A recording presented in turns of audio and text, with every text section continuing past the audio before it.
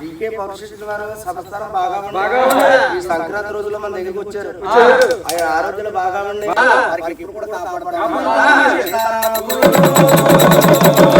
ఈసారి మన భీమవరంలో ఈ సంక్రాంతి సందడి ఈ 3 రోజులు ఫర్నిచర్ గురించి కాకుండా కేవలం ఒక పండుగ గురించి మాట్లాడుకుందాం. ఇంటి ముందు ముగ్గులు, రంగురంగుల వేషాలు, ఆటలు, పాటలు. నాకు ఇది ఒక 10 ఏళ్ళ నుండి కోరిక. భీమవరంలో ఇటువంటి సంబరాలు చూడాలి. భీమవరం బాగుంటదని నాకు తెలుసు, కానీ భోగి రోజే ఇంత బాగుంటదని తెలియదు. ఏడికించి మా రిసార్ట్ కి భోగి మంటలతో ఆరంభిద్దామని బయలుదేరి. భోగి పండుగ కొత్త వ్యవసాయ కాలం మొదలైనట్టు సూచిస్తుంది. భోగి మంటల్లో పాత వస్తువులు నేయడం కొత్త ఆరంభానికి సంకేతం. నా వీడియోస్ తో ఎంతో మందిని ఇంప్రెస్ చేయగలుగుతున్నా, కానీ ఫోటో స్కిల్స్ తోని రిషిని ఎప్పుడు ఇంప్రెస్ చేస్తున్నా. మాటల్లోనే ప్రతి ఒక్కరిని ఆశీర్వదించడానికి మన గంగిరెద్ది కూడా వచ్చేసింది. హరిలో రంగ హరి అంటూ మన హరిదాస్ గారు కూడా వచ్చేసారు.